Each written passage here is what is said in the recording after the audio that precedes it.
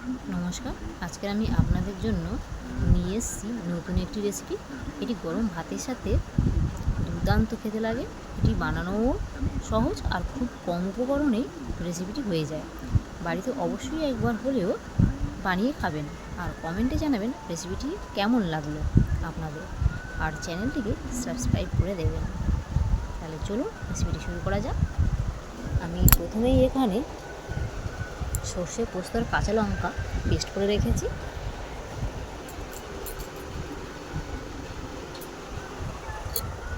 এবার এখানে 4টে পটল নিয়েছি, নিয়ে তাতে আমি নুন হলুদ মাখিয়ে কিছুক্ষণের জন্য রেখে দিয়েছিলাম।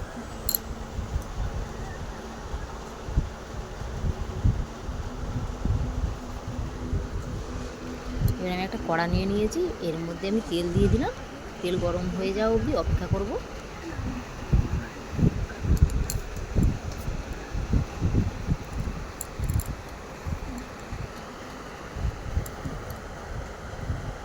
তেল গরম হয়ে গেছে, এবার পটলগুলোকে আমি দিয়ে দিলাম। এবার ভালো করে নেড়ে চেড়ে আমি ভেজে নেব। পটল প্রায় ভাজা হয়ে এসছে। এবার আমি পটলগুলোকে তুলে নিলাম। পটলগুলোকে পুরোপুরিভাবে ভেজে নিতে হবে ভালোভাবে। আচ্ছা, এবার ওই কড়াতেই আমি আরেকটু তেল দিয়ে দিলাম। তেল গরম হয়ে গেলে এবার এতে আমি পেঁয়াজ কুচি দিয়ে দিলাম। পেঁয়াজটাকে আমি হালকা লাল করে ভেজে নেব।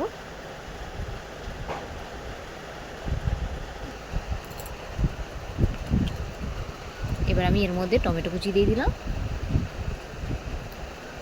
আর ওই টমেটোর মধ্যেই একটুখানি নুন দিয়ে দিলাম, যাতে টমেটোটা একটু তাড়াতাড়ি গলে যায়।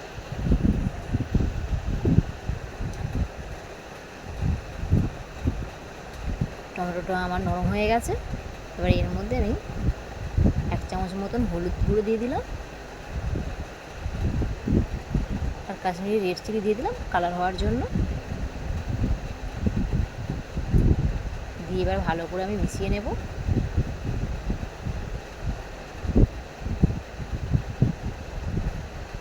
ভালো করে মিশিয়ে নিয়েছি। এবার এর মধ্যে ওই সর্ষে পোস্ত কাঁচা লঙ্কা যেটা বেটে রেখেছিলাম সেই পেস্টটা আমি দিয়ে দিলাম।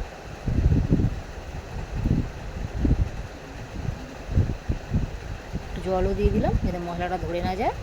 এবার আমি ভালো করে মশলাটাকে কষিয়ে নিচ্ছি। মশলাটা কষানো হয়ে গেছে। এবারে আমি এর মধ্যে পটলগুলো দিয়ে দিলাম।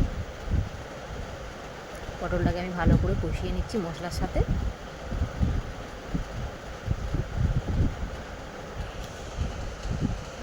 দেখুন মশলা থেকে তেল বেরিয়ে গেছে। এবার আমি একটু জল দিয়ে দিলাম। জল আমি আরও একটু দেব। আমি আর একটু জল দিয়ে দিলাম। দিয়ে এবার ভালো করে পটলগুলোকে মিশিয়ে নিচ্ছি।